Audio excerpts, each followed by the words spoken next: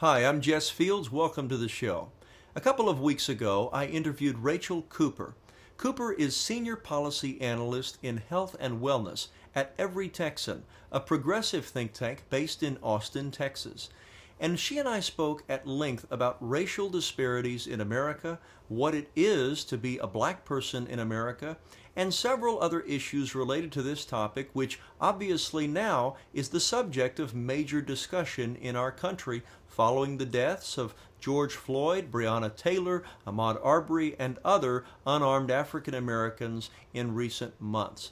This is a very important discussion, and I think regardless of your political views, you'll find this to be an enlightening interview with Rachel Cooper, Senior Policy Analyst at Every Texan, formerly the Center for Public Policy Priorities. Joining me now is Rachel Cooper. She is Senior Policy Analyst with Every Texan, a think tank based in Austin, Texas, where she focuses on healthcare issues. Rachel, thank you for joining me today. Thank you for having me. So I guess I just want to kind of start with you and get a little bit of background on what led you to work in the public policy world and end up joining Every Texan, where I think you've worked for the past 8 years. Yeah, I grew up largely in Texas and went off to graduate school, and I always wanted to make a difference, and I wanted originally to work, and I wanted to work with children, and I thought about going to med school, and it just hit me after a while that the problem was that you would work with one child, fix one kid's issues, and then there would be 100 more just like them with the same problems. And so the better way to do it was to go and work at the system level, fix the problems that were creating these issues. And so that's how I came into public policy. So before Every Texan, did you work in a public policy capacity somewhere, or was it a transition from that straight over to public policy world? I first started my career in New York, working for the Children's Defense Fund there, and did a lot of policy work mixed with community-based work.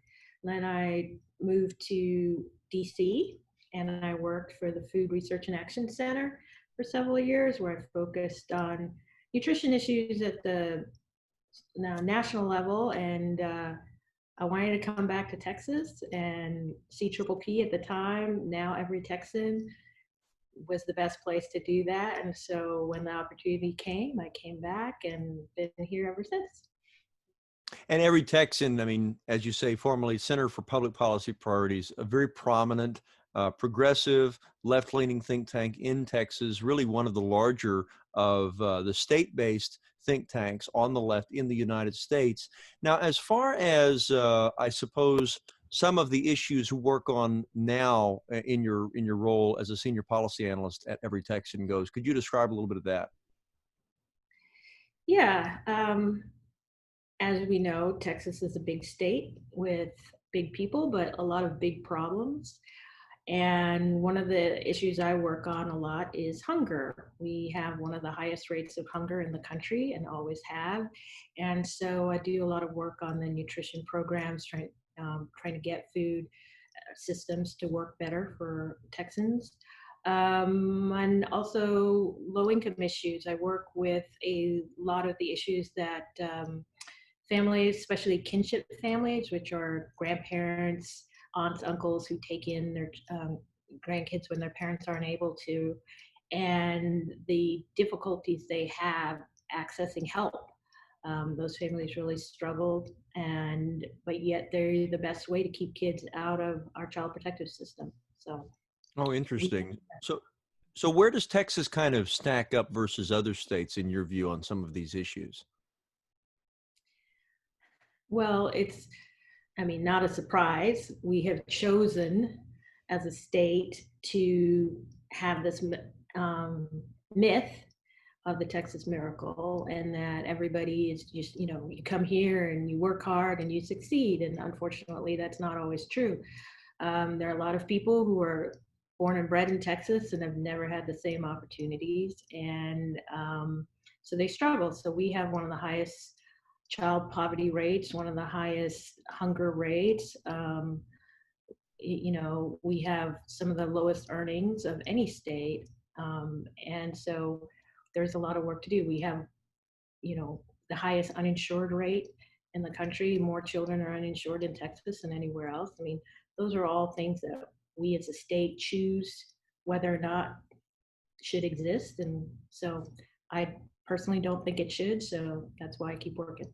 So I want to get to some of the policy solutions, which I think certainly the work that you do at Every Texan probably is related to some of that. But the policy solutions related to, frankly, I mean, the current issues that we're facing as a nation. So if somebody is watching this far in the future, and FYI, a couple of weeks ago, a man named George Floyd was killed as a police officer in Minneapolis kneeled on his neck for, I think, 8 minutes and 30 seconds or so. And not too long before that were a couple of other large killings with police with a racial element. Well, I should say one was not with police, Ahmaud Arbery in Georgia, although it was the lack of arrest of the perpetrators that was so surprising. The two men that chased him down, or potentially three men, depending upon how that shakes out. And then Breonna Taylor, a young lady who I believe was in Kentucky, I think, I believe, and was killed inside of her home. So there have been, and of course, those are just a tip of the iceberg of these sorts of things that have been called police brutality. So I think now we've had a couple of weeks of protests, and I think where I want to go, Rachel, is try to kind of unwind and unpack some of the issues that have come out of that now people are wondering, well, how do you even have these problems in the first place? A lot of people are now paying attention to this for the first time in a long time. And then how do you maybe potentially start to solve it going forward? And so perhaps the first thing is an issue that you and I discussed briefly before we began this interview, which is that, obviously the civil rights era, that was, most people think, well, that was in the 1960s, right? And here we are in the 2020, and we've moved past all of the racial issues forever, a lot of people seem to think.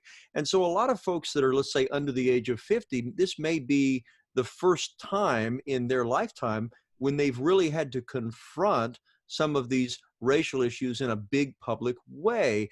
I guess I'd like to maybe start with you by having you explain a little bit from your perspective how some of the systemic issues or the societal issues perhaps didn't end in the 1960s. I mean, assuming I'm capturing maybe correctly where you're coming from. And if you could just kind of explain that, I think that'd be helpful to people. Yeah. I don't know. I feel a little, to me, this is deja vu. I mean, the most surprising thing about what's happening now is the duration of the protests and the intensity of the protests. But let's face it, unfortunately, these killings are not unique. They happen every few weeks, every few months, every few years, and nothing ever seems to really change. I mean, this isn't even the first time that a man is being caught on tape saying to the police, "I can't breathe," before he dies in the hands of police. I mean, we've been through this before. And so there's something systemically wrong if we keep papering it over with minor tweaks on the edges of police practices. That doesn't change the reality that in this country, African Americans, Black men and women are seen differently, treated differently, and experience a very different reality from everyone else. This is not, it wasn't shocking. It was saddening and heartbreaking, but it wasn't shocking to see those deaths because we've become so used to it. So the system has been broken in the fact that while we say that race, that we dealt with it in some ways, if that was true, we wouldn't have these consistent inequities. We wouldn't have these disparities in treatment, in outcomes. We wouldn't have uh, poverty rates, hunger rates that were so different for Black communities and other communities. And that's because we've chosen to be okay with it. We chose to turn our backs on the numbers and act as if that it's almost their fault, right? We have decided as a country to say, look, we fixed it all in the 1960s, we're done, let's move on. You don't move on that quickly. You didn't really fix it. You fixed the worst of it, but you didn't go back and fix the consequences of the bad policies. They kept playing out, or you locked in place policies that then continued to have negative repercussions for Black Americans for decades, and then act as if it's their fault if they can't solve these problems and move past it. And that's where all the anger is coming from. So I guess let's go right on back and try to maybe unpack historically some things that are maybe unclear to certain folks as far as kind of some of the generational issues that have been passed down. I mean, obviously, I think pretty much everyone learns in school, okay, the U.S. had slavery until the Civil War. And then, you know, some would believe all of a sudden there was no longer any kind of racism or anything like that. But if you go back to that period, where did you start to see government pursuing policies that maybe began to lock in, as you say, some of these disparate outcomes? Or I believe that's kind of where you're going with that. But if you could explain a little bit of that, I think that might be interesting as well. Well, even if you go back as far as slavery, right, you had Reconstruction, which was supposed to try and alleviate some of the problems of slavery. But even Reconstruction never really happened. It was undermined by policies. You know, you had a political battle, literally, between the sides of like how far to go with Reconstruction, which meant, do we educate the slaves who had been um, previously denied an education? Yes or no? Some schools were started, but then they were underfunded or abandoned. You had, the classic 40 acres and a mule, meaning, are we going to give people an economic reparations in order for them to have equal footing in order to be able to feed their families? Well, that didn't happen. So then people were left with the option of, how do I eat? How do I feed my children? Then I have to become basically, a laborer for somebody who will not pay me an equal wage as they would for if I was a white person. Then you locked in laws from Jim Crow and others. I mean, it wasn't just in the South, it was in the North. Then in this era, in this century, you had redlining, where you basically, the federal government said where we will and will not back mortgages, where we will and will not invest. And it is all defined by race. If you have too many Black people, you cannot get a mortgage to buy your home, and your businesses will, won't be invested in. So that means that Black people moving into your area are a threat.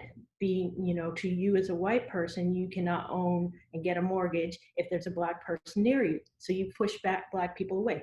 Those are all policies to all the way to the start of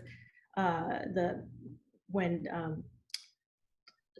soldiers came back and from World War II, and who we invested in, who got to go to school, who got to get free educations from the government, who got to get mortgages on the cheap from the federal government after the war and houses were being built. All of those were racially based. All of those pretty much locked out African Americans, Black Americans.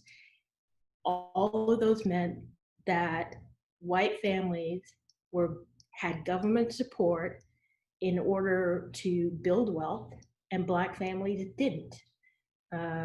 Social Security, when it was first authorized, there were policies put in place that specifically said that domestics, people working as, maids, and people who worked in agriculture could not qualify for Social Security.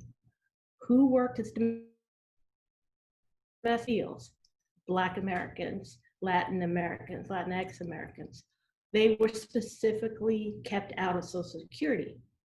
Those are things that meant real differences in wealth accumulation and kept people in poverty, people of color in poverty in this country. So long, painful history. So then, of course, in the 1960s, civil rights movement comes along, and the Congress and some states started to pass a variety of policies to try and reverse, at that point, a pretty long history that had accumulated. And yet here we are. I mean, that was, over 50 years ago, and yet here we are in 2020. So what did the civil rights era in terms of legislation, what did it get wrong, or where did it mess up in your view, that it didn't correct some of these issues more directly that maybe could have been, or did it? I mean, maybe it just took time. What's your view on why that maybe didn't stick at that time? I don't know if I would say it didn't stick. I would say that it didn't go far enough. And I don't know if it's necessarily just about the laws, because the laws, it's all about the people, right? Both the laws we pass and how we interpret those laws and the pushback against those laws. So you have got a long history of laws being passed, then they end up in court and being watered down. And that's really about, do you have buy-in from everybody? And you don't. You've never had buy-in from white America en masse to change the way Black Americans are treated in this country. Why is that? I think that's a question white Americans have to ask themselves, not Black Americans. This is not a problem Black Americans can solve on their own. White Americans, they have the numbers. Black Americans have never made up more than 12, 13% of the American population, and yet they have suffered at rates of poverty 2-3 times what white America does. And so we had the numbers in mass to win all on our own. It takes white Americans and Black Americans and Hispanic Americans working together, Asian Americans working together, if we're going to make a real change. But as one individual, from your perspective, do you see a reluctance or a hesitancy that is obvious to you from white Americans, Caucasian Americans who, perhaps have opportunities to speak out or do the right thing or whatever maybe ought to be done to start to reverse or to change some of these things over the years, and then maybe they haven't done that? I mean, I don't know if that's personal experiences or experiences as somebody that's been an expert in public policy for a long time, but do you have any examples of that you could share? I think there's a problem with white Americans and most Americans where you're not subjected to it, so you don't see it. and then you act as if we are making it up when we complain about it. That has always been the issue. When Black Americans tell you that racism exists, that these problems exist, so many white people come to the defense of other white people and act as if we are just too sensitive and we are making it up and it's not really that bad and blah, blah, blah, blah. And it's only when you see it on video and it's captured the everyday just insults and treating people as if they're like not equal and demeaning people. It's only when you capture it on camera and you start calling them Karens that you seem to realize that we've been telling you all along this stuff happens, and that it's real and it's humiliating and it's demeaning and it shouldn't be like this. But white people have traditionally not wanted to confront it, not wanted to admit it, and even if they did, they didn't know what to do about it. And so they just, even if they thought it was a bad thing and they tried with themselves as individuals to be better people, that's different from tackling it within the policies that you promote as well. So we've got an Amber Alert going off here, but so I don't want to go somewhere that you don't want to go, but I'm curious. I mean, on a personal level, do you have experiences of the dismissiveness that you are talking about that you'd be comfortable sharing?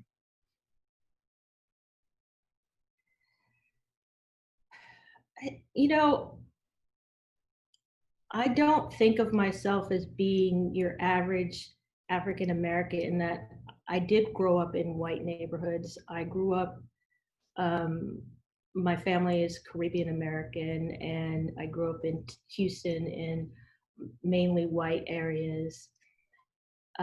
So I don't have the typical African American experience, but I can tell you that didn't mean that I didn't get targeted. It didn't mean that I don't know an African American or person with Black skin who has not been profiled by the police and had an unpleasant experience with the police um, at one point in their lives, especially when you're younger. I don't know anybody who hasn't had that experience. So yeah, it's, and yet whenever there's an incident, people go quickly to blaming the victim, often blaming the dead person for what occurred, as if he should have known better, he shouldn't have done this and that, and without ever thinking through why is it every single time it's a person of color. It never happens in the same way with white people. A white person commits multiple murders, shoots up a church, shoots up a whoever, and yet somehow he's captured by the police alive. A Black person sells cigarettes without a license and ends up dead. Those are the things that get to people. So, Rachel Cooper, in terms of the public policy analysis of some of the disparate outcomes, I want to get there, but I want to start by looking at some of the differences in terms of where people of color live and work and the communities that they are in versus white individuals in this nation. There is a clear difference in a lot of respects, and obviously that leads to some different public policy outcomes, doesn't it? So could you talk a little bit about that? Yeah, I mean, the fact of the matter is that Texas isn't very different from anywhere else in this country, in that there are very, very few neighborhoods you can live in that are truly diverse, both in terms of race, in terms of income. You are pretty much going to live in a neighborhood with people who look like you most of the time. And you actively have to seek out diversity if you want to raise your children in a diverse community and send them to school with a diverse group of kids who they can, be friends with. In most communities, even when the schools are diverse, the kids are living such different economic circumstances that friendships across race are often hard to maintain. They have such different lives. I mean, in growing up, one of the things that always I stood out to teachers and was because I was one of those few kids who was able to communicate across race, and it was surprising to them. And yet, to me, it was like, why is this so hard? Why is this unusual? But that's the way America has allowed itself to be. You have to be actively trying to be around diverse people in order to get that experience. So most people never get it. Well, Most people. I want to ask you about that because there's a lot of criticism of policies all around that talk about anything like racial inclusion or promoting diversity. You hear it, I think, from a broad spectrum of individuals. I think it's generally associated with the political right, but frankly, I've heard it from people on the political left too. You happen to be, I think, on a committee internally at Every Texan that is about looking at racial issues within the think tank world, within y'all's little universe at Every Texan. But I guess what you're saying is it sounds like that unless there's an active attempt to promote diversity, the deck is so stacked that it is really difficult for people's attitudes to just magically change and start to resolve this issue. Is that kind of what you're saying, or? Yeah, you have to actually think about this. You have to actually have a mentality of, we have to think about, one, being diverse. Are we actively trying to be diverse? Are we actively looking for people of color to join our organization, move into our neighborhood, live in our area? But also, once they're there, are we treating them in a way that they feel like we want them there? Are we actually looking at our policies to see that they are being, that they're fair, that they're not actually keeping people of color out, and favoring white people because they were made by white people for white people? So a lot of that requires us to look at ourselves as organizations, to look at our internal practices and our external practices. So that point I want to ask you about, made by white people for white people. You're talking about the institutions in this country. Could you explain that a little bit? Well, if white people have always been in charge, they've always been the power brokers, they've always been both the politicians and the people with money who can um, control the political world, then the rules are written for them because that's what they're concerned with. Um, they're not always actively trying to hurt people of color. They're not always actively trying to discriminate, but they rarely stop to think about how their rules might affect other people differently. They don't always think about the ramifications of their policies and procedures. And so that's where you have to actively think about racial equity in order to make that difference. You have to be mindful that, oh, wait, I thought about this for me, but wait, what about the person who, doesn't have the same economic situation, who doesn't have the access to a computer, who doesn't have, the funds to pay this fine? Those kinds of questions.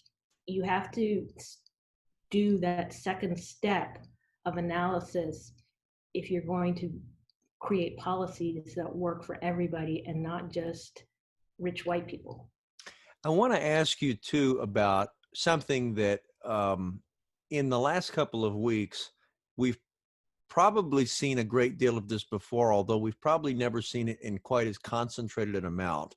And that is what some have called, I'm just repurposing the term here, but virtue signaling. The idea that these large corporations, like if you go to Amazon's website right now, or Apple's website, or any of these large corporations, they are saying how much they care for and support the Black community. And of course, I'm sure that African Americans in this country welcome that to some degree, but that seems like it doesn't. I mean, it's just words, isn't it, Rachel? I mean, what does that really say about overall policies? I mean, and by the way, I'm a Mac user, but the last time I went into the Apple store in Houston, I don't think there was a single African American person working there. So I'm just curious what you think about all that. Every company now is rushing to just say to Black Americans, we support you. But what do you think about that?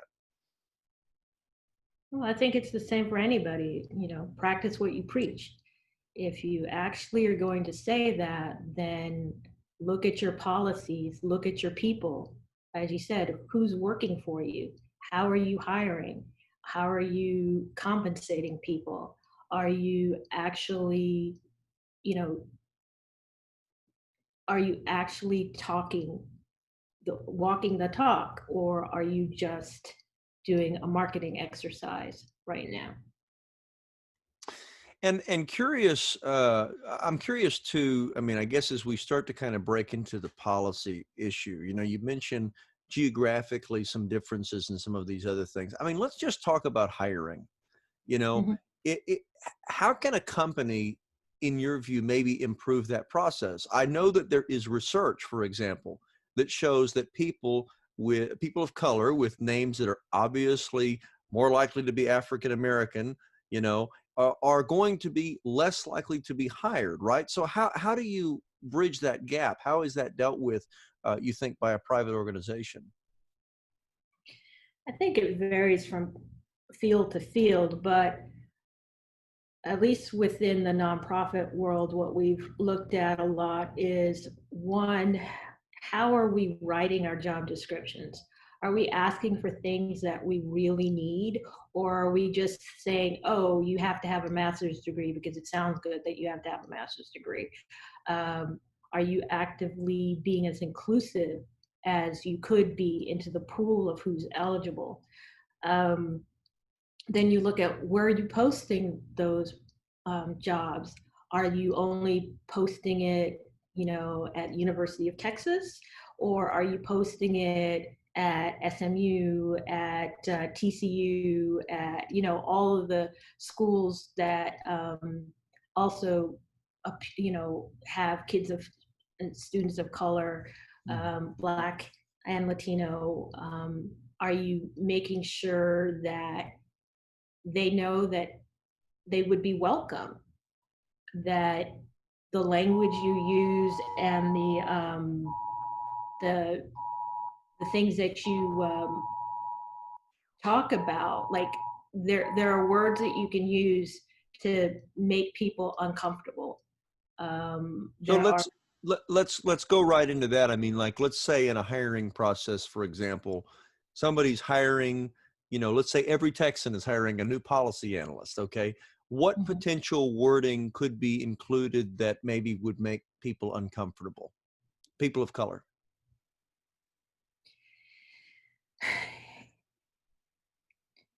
if you what we've tried to do is look more at making people know that we are interested in hiring, that we want kids who come from diverse backgrounds to think about us as a place to work. If you think and talk as if you're just this dry think tank that's totally removed from their reality, and they can't see themselves and their issues being on the table, then they're not going to come to you. But if you explain like who you are and your values and why their work matters and why their issues matter, then and they can see themselves in the struggle, why working on education finance matters back in their neighborhood. Those issues will resonate, and they will be much more likely to bring their energy and their great ideas to you versus going to someplace else that may pay them more but won't achieve change. So let's say that there's a person out there that's a hiring manager that's listening to or watching this. What wording or phrasing could be used in like a posting for a job that would make a person of color, maybe a young person that's got some serious talent, really uncomfortable, perhaps?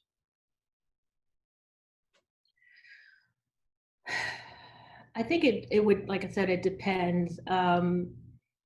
But someone told me once that they went on our website and they looked at the pictures of who's actually already working there. And from that, they got the signal of, would I fit in here? Um, and that's a huge piece of it. But that It's makes hard to sense. I get. mean, if you, I mean, I can, obviously, I'm just a white dude, but I can imagine that if you're a person of color, you go to a website and there's like 50 staff members and everybody's white, you're thinking, well, might not be the most welcoming place. Right. And if every picture on your website is of a white person, and if everything that you talk about, you never talk about race as if it doesn't exist, well, unfortunately, it does exist for us. So it's hard for us to think that you see us as being, and our issues as real if you never talk about it. But even that, Rachel, I, I definitely wonder to what extent the words and the action, which is kind of a theme here of what we're talking about, words versus action, kind of align. I mean, in an organization, obviously, if it's just words, it doesn't necessarily mean anything's going to happen. I recall, for example, now living in Houston and in the Houston area, I've always lived in Southeast Texas.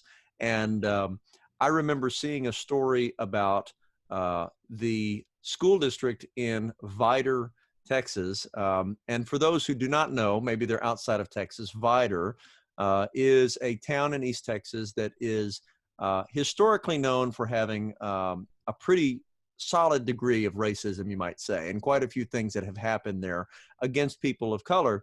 And so the school district was accused of racism and so forth. And then at some point, they decided to put up a billboard and they featured, an African American child on the billboard along with a couple of white kids. But then I think the story that I read was something about how there was not even one African American family, or maybe there was just one in the entire school district. I mean, they weren't even doing anything to try and actually encourage people. So, I mean, these kinds of issues, it really is a question of words and action not always aligning. I mean, outside of the nonprofit community, how often do you see that there is this maybe half-hearted attempt to try and say, okay, we're going to promote diversity, but then maybe it just totally falls short or it doesn't result in anything actually happening? Well, the problem is that there's a big difference between diversity, equity, and inclusion. Those are different things. Diversity is simply hiring people of color, which, at least people are getting a paycheck, but that doesn't mean they're being listened to. It doesn't mean that they're having any power, and that doesn't mean any change is happening. Um, Equity is where you're starting to actually think about okay, we know that there's differences.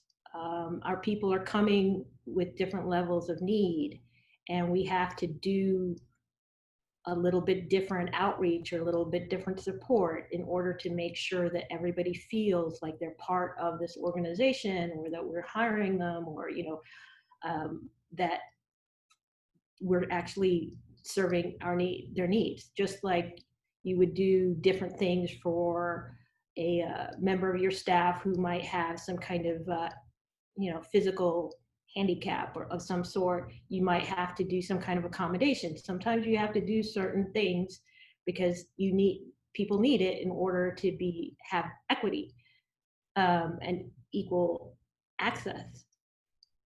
And then inclusion is when people of color actually have a seat at the table. They're actually listened to. They're actually helping to shape the decisions. And that's where most organizations go wrong, because then you're talking about real change and you're talking about power sharing.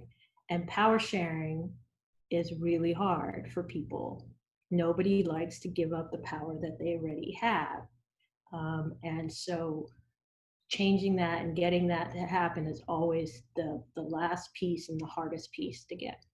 So these three categories you've just described, I mean, the first thing I think of is that there's got to be a number of organizations that just say, okay, we're going to hire in a diverse way. And then they feel like they've made the jump and now they're suddenly inclusive. Yeah, no, that they're not. I mean, you can hire people of color and yet they still feel like they are powerless, and they still feel like um, you've just hired them to check a box, but you're not listening to them, you're not using their potential, tapping into their knowledge and expertise, and you're certainly not empowering them to make a change. And so that's where it goes wrong. How common do you think that is, mistaking diversity for inclusion? Let's say, I mean, you work in public policy, so let's just say among, public policy organizations, but also among government entities, state agencies, legislative offices, things that you work with on a day-to-day basis. I mean, is that a common problem that people make? I mean, it's hard for me to say for every organization, but I think it is pretty common. I think usually if you look at the top of the org chart, you have to look at the top of the org chart and who's there. And almost always it's the same demographic. And it's rarely a person of color. And it's rarely even a woman. So uh, that's where you know that inclusion hasn't really happened yet. Is it possible for an organization of any kind to somehow go too far past, let's say, trying to be inclusive and into some sort of pandering or condescension almost, where they're just really tripping over themselves to try and say, yes, we get it, et cetera, but then maybe that becomes its own obstacle? Is that something that's possible? I mean, I think the goal is to get an organization that represents the true people of Texas or America. And the people of Texas are very diverse, right? We are um, a Latino majority state. We have Black, brown, Asian, white Texans, and yet our organizations don't look like that. Hmm. Too many of our organizations don't look like that. So you achieve some um, level of success when your organization and your leadership of your organization looks more like the demographics of the community you serve. Right. Yeah. I mean, Houston is one of the most diverse large cities in the United States, if not the most diverse, has been cited. And so obviously, an organization that looks like the community that it comes from is what you're saying. That really is the mark of getting it right. Yeah, yeah. And, and there's organizations, and then there's the power structure, and then there's the economic power structure. I mean, the point is, we know we've reached success when the color of your skin can't predict your success. It's not, you can't tell just based on the color of somebody's skin their likelihood of suffering from any number of social ills, poverty, to hunger, to criminal justice involvement. As long as you can predict that by a person's race, then we still have a lot of work to do. So I guess I kind of want to get into the policy prescriptions, because that is what you work on every single day as a policy expert, as a senior policy analyst at Every Texan, Rachel Cooper. But I'm curious to what extent the socioeconomic aspect also plays into this. I mean, financial resources. You mentioned earlier fines. I mean, obviously, in, for example, the criminal justice system, right, there are certain fines and things that cannot be paid by people with low resources. And theoretically, that could be any race, but it so happens to disproportionately impact people of color. I mean, where is the financial resources aspect of that? Is it tied directly to the racial issue? Is it somewhat separate? How would you compare and contrast that? Well, in this country, you can't separate poverty from race. I mean, the two are intrinsically entwined in this country because of our history. Poverty is overwhelmingly experienced by people of color. Not that there aren't lots of poor whites, because there are, but the percentage of Blacks who are poor is significantly higher than the percentage of whites who are poor. You know, what I've said in the past is like, if you grow up as a white middle class kid in America, you pretty much have to screw up. Otherwise, you're going to be okay. Unless you screw up or like there's something seriously wrong, almost every middle class white kid will land on their feet eventually in America. That is not true for a Black kid in America. Almost everything has to go right. There are no room for error and for a kid to make it out successfully. One small misstep can push a Black kid into the criminal justice system, get them shot, get them on a trajectory, a downhill trajectory. There are very few second chances when you're Black. White kids usually get a second chance, almost always get a second chance, and a third chance, and a fourth chance. Even you can come back from drug addiction as a white kid and still go off to college and get a job and become a Supreme Court member. You can't do that when you're a Black kid. Those are just very different realities. And what's the role of education in all of this? I mean, what are the educational disparities that you see as maybe contributing to the broader disparate outcomes problem?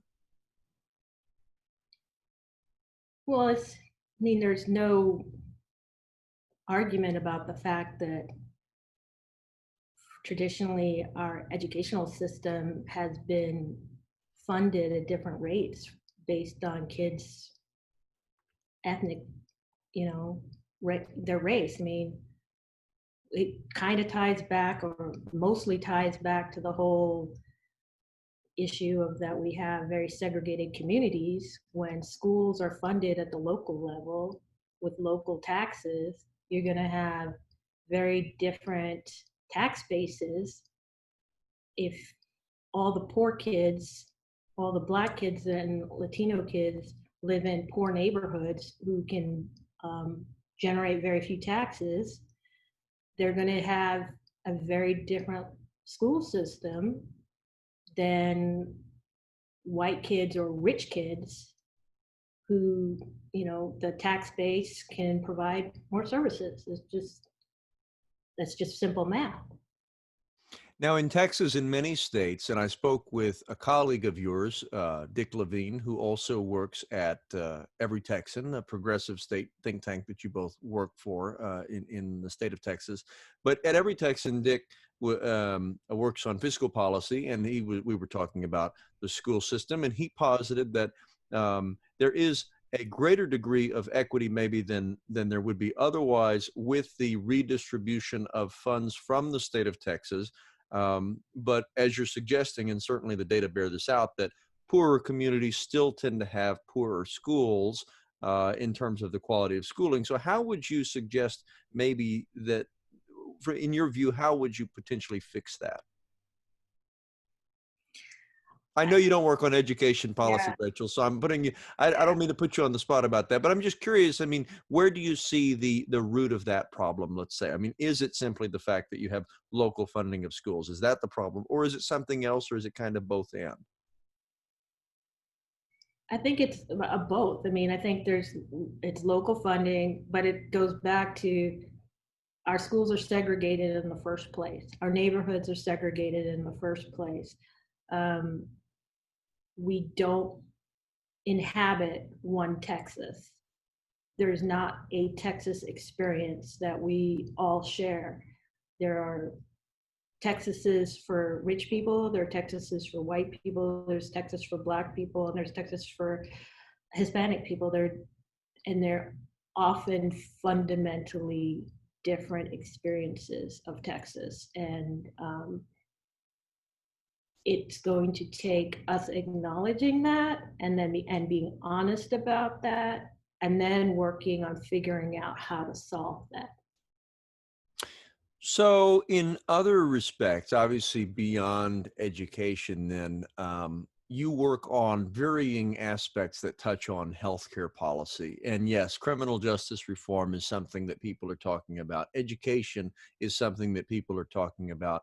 You know, Minneapolis City Council announced the other day they had a veto-proof majority to disband the police and replace it with community-based safety programs. That's a potential, thing that some people are talking about. There's all kinds of proposals, but in other respects, there are other policy issues that perhaps you might touch on that also deal with race, aren't there? That deal with these disparate outcomes. Well, so I focus on nutrition issues. And one of the policies, I can give you an example of how race plays out in policy, and we don't treat it the same. In that, so for years, there was a policy within the SNAP program, right? What used to be called food stamps. It started at the federal level that said, if you had ever been convicted of a drug felony, you were banned from being on SNAP for the rest of your life. Yeah, this was started with congressional legislation. It was an amendment that was tucked in at the last minute with almost no debate back in the 1990s.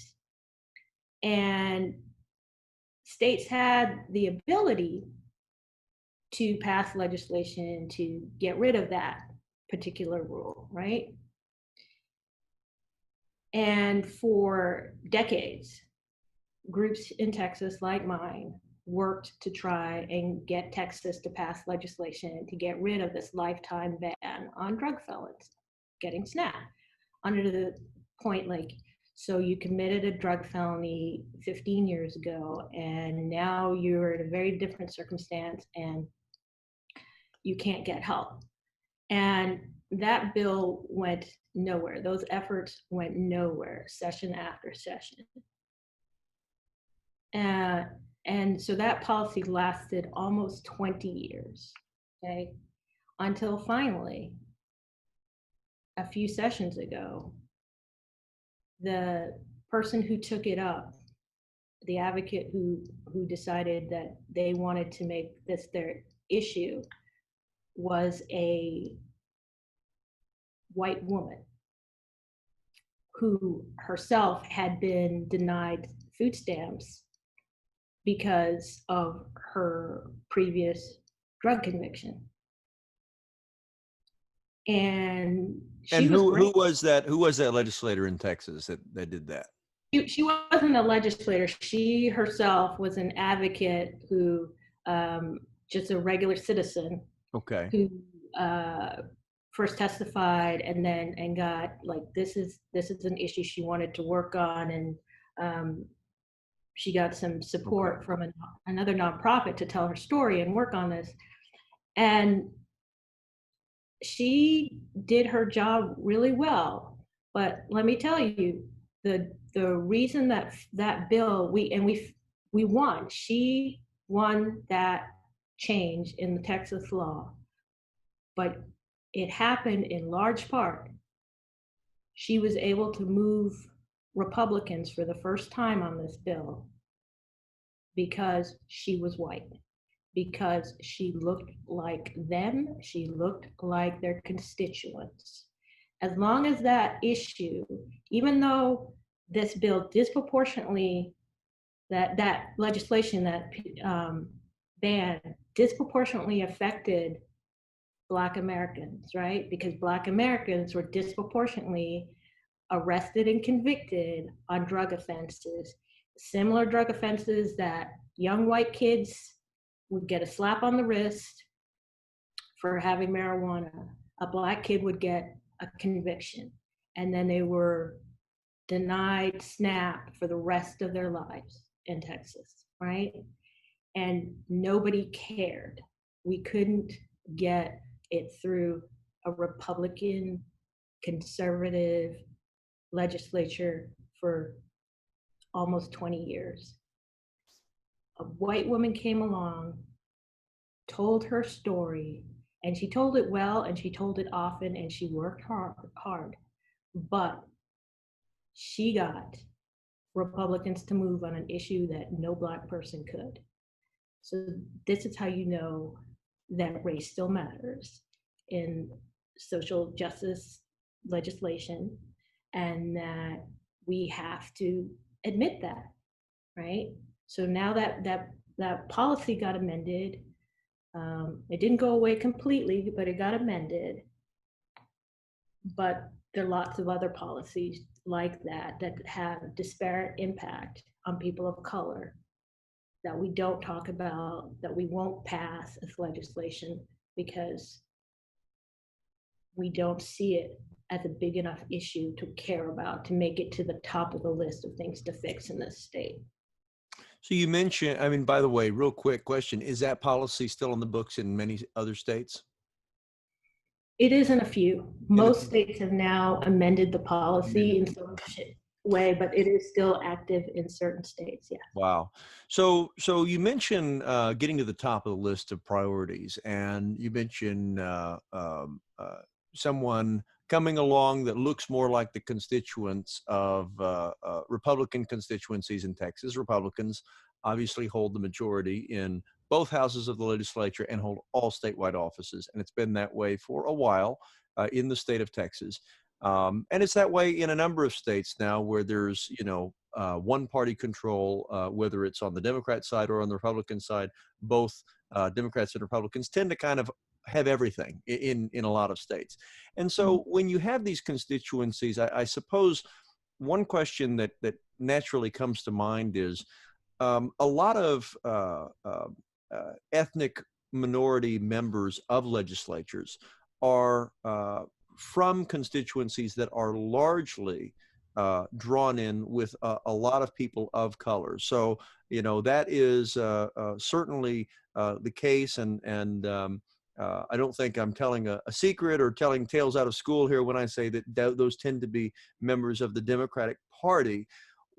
Is that, gerrymandering, some have called it, or the building of those districts? I mean, is that process, in your view, is that always a good thing? Is it sometimes a bad thing? I mean, where is the equity or the issue with that? Because it would seem that based on what you're saying, that the lack of diversity in the districts maybe is a contributing factor but I could also see how perhaps taking away some of the clusters of populations that, for whatever reason, tend to vote in lower percentages than whites do, would also result in fewer people of color being elected. That seems like kind of a catch-22 situation.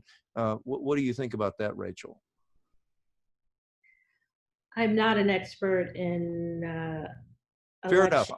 Asking your personal opinion. I'm sorry. Not, I know it's not. You don't work Yeah. on election issues. Well, my personal opinion is we would have redistricting commissions in this country and leave it to them, and instead of the people who are actually like, for people to draw their own districts. I think that that's a problematic right there.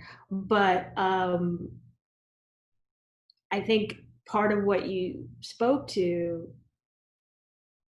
is really a bigger issue in terms of different levels of electoral turnout. Right. And, you know, I think we're all kind of been trained to think that people don't vote because it's just a personal decision, and, you know, people are lazy and all of those things. And we don't like to talk about the fact that we actually have made it hard for people of color, Black people, Latino people, to vote in many places. We've written the policies once again to protect white people and people with money, who property owners, and we have made it harder for people of color, people who have ever had a conviction, people who you know, move from one part of town to the other part of town because, you know, on a regular basis, who are renters versus homeowners. We've made it people whose ID is out of, you know, has expired. I don't think their American citizenship expired, but their driver's license expired, and that's somehow a reason to deny them the right to vote. You know, those are all policy choices that have a racialized. Some of it is a racialized purpose, but they definitely has a racialized impact. And so if we don't admit that and look at that and say, you know, maybe people don't vote because we make it so hard for them to vote. And if that's what we want, at least be honest about it and stop pretending as if it's all neutral. So you mentioned obviously nutrition issues, something that you do a lot of work on. I'm curious about an issue that gets very little attention, but I always notice this when I drive around, for example, in Houston, and that is the matter of food deserts and the inability of some communities of color and lower income communities to get access to nutritious food, to fresh food and things like this. It seems like a real problem in certain areas. And I should probably say it's not just probably urban communities of color, but also some rural areas I would imagine have the same problem.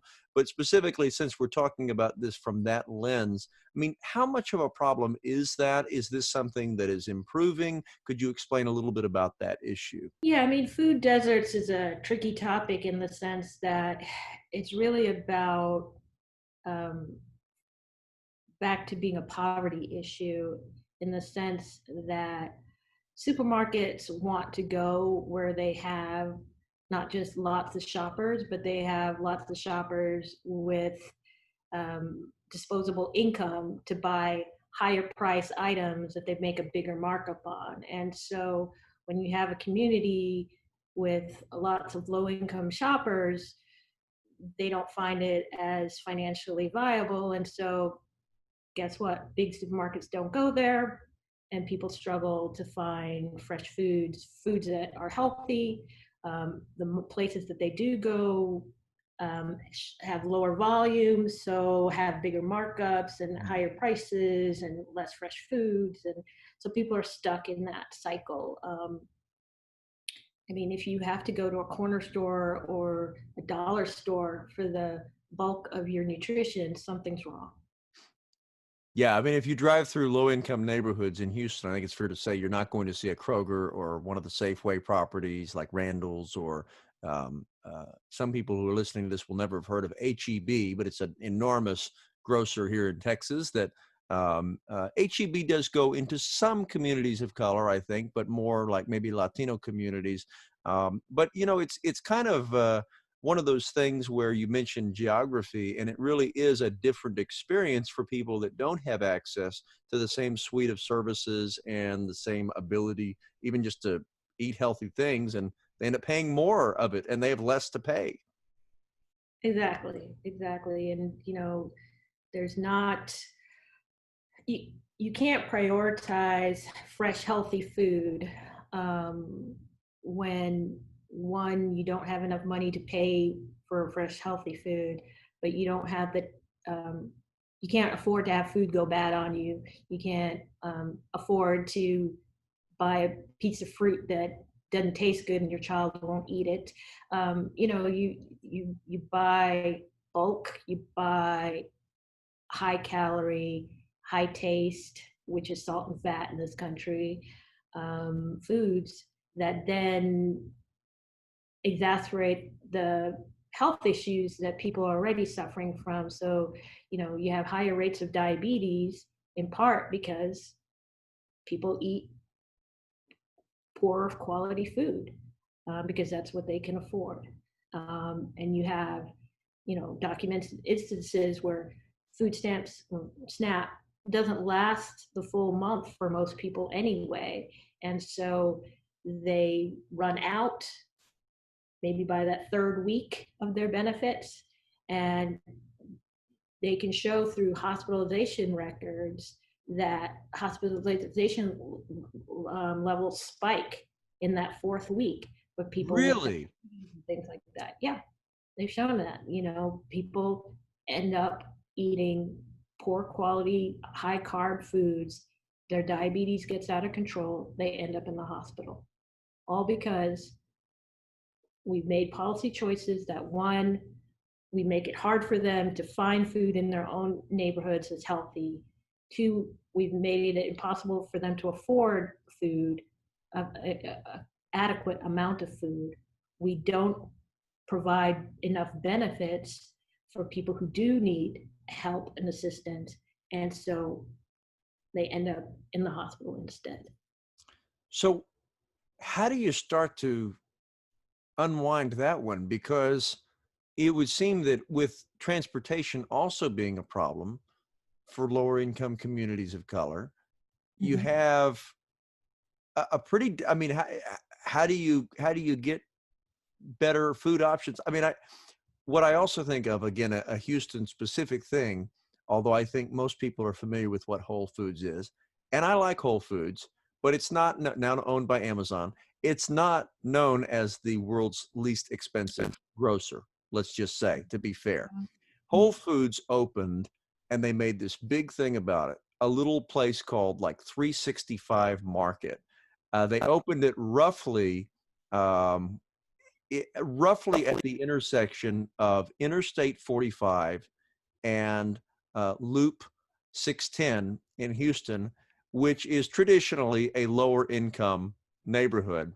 And this store, I remember the first time I went in there, and a gallon of milk is like $6, and it's only organic milk, and God bless organic milk, but it's like, I mean, if somebody doesn't have $6 to buy a gallon of organic milk, I mean, that's going to run out of limited resources very quickly.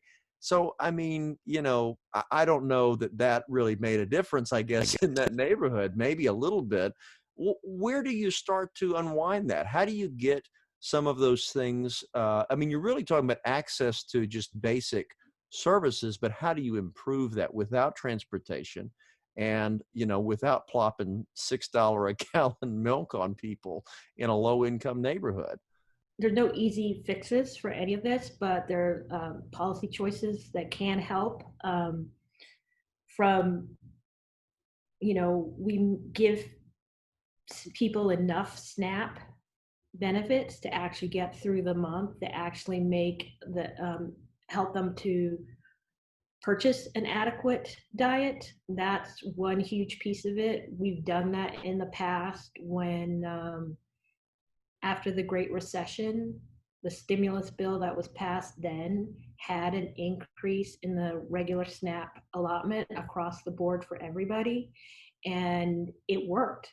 It not only allowed people to go to their local supermarkets, spend the money quickly, get the money pumping back into the economy quickly, but it was also shown to lower food insecurity, which is basically that I don't know how I'm going to put food on the table issue that so many people struggle with. And so one of the things that we're going through COVID, and that, we're having record levels of need and unemployment, one of the things that we advocates are trying to get is Congress to do the same thing. Again, increase SNAP benefits, right? Coronavirus response bill. That hasn't happened yet, and we don't know if it will, but to put pressure on Congress to take that step. The House passed it, the Senate has not taken it up. So that's one way: get people enough cash. If you refuse to give them jobs that pay, give them enough SNAP so that they can purchase enough food. Then in terms of transportation, that's always a hard piece. And COVID has made that harder now, right? Public transportation does exist, is problematic, especially if you're low income and poor and elderly. Because a lot of people on SNAP are the poor and are the elderly, and and people of color, so who are at high risk. So they've recently allowed an online SNAP purchasing, just started last month in Texas. But the problem is the only places that you can purchase from right now are Amazon and Walmart, and they will deliver to you.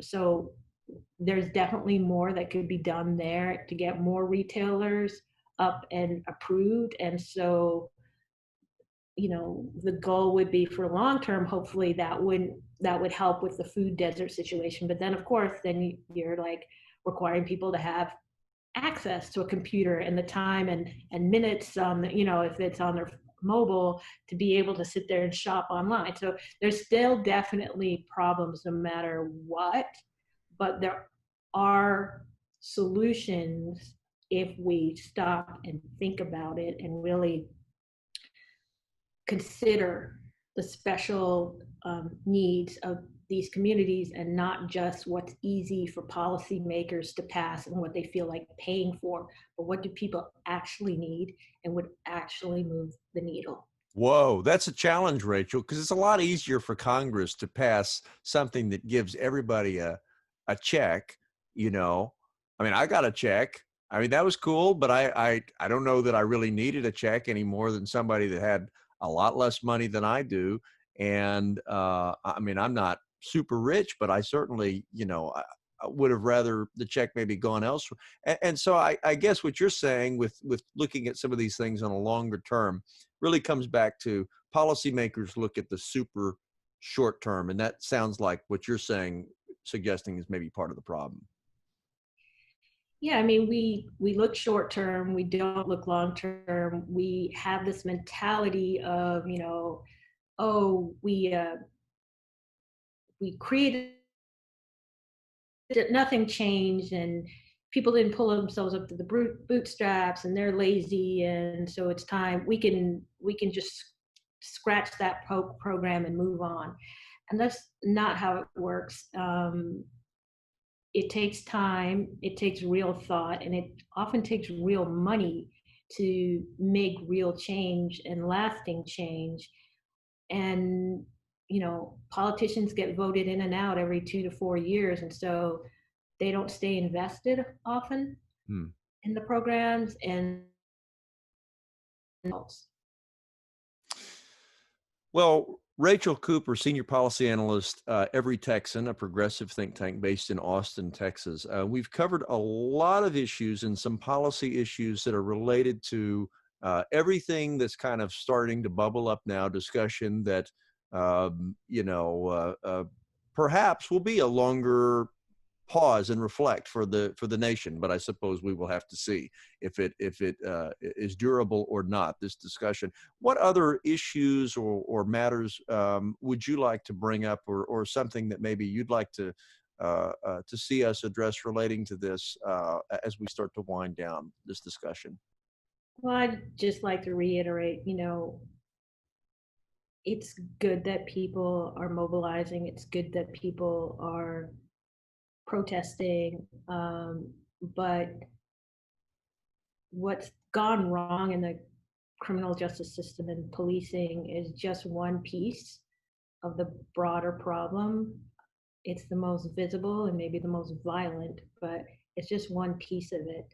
And so we really have to be honest about where we are in this country and why we're where we are. And it requires everybody to stop being so defensive, and actually listen and actually acknowledge that this is not, this is a system. We created this. It's policies that our ancestors created, our parents created, we created. We can change the policies. We can update the policies. We can tear it all up and start all over. And so we have to be honest about that. None of this has to be this way. We choose it to be this way. Rachel Cooper, Senior Policy Analyst at Every Texan, a progressive think tank based in Austin, Texas. Thank you so much for joining me today for this discussion. Thank you. Appreciate it. And that was Rachel Cooper, Senior Policy Analyst in Health and Wellness at Every Texan, a think tank based in Austin, Texas. If you like the show, please make sure that you subscribe on YouTube or in your favorite podcast app. And thank you for telling your friends and family as we continue to grow at a pretty solid clip. I really appreciate it. If you have an idea for a guest, send me an email, jessfieldsshow@gmail.com. Thanks for listening.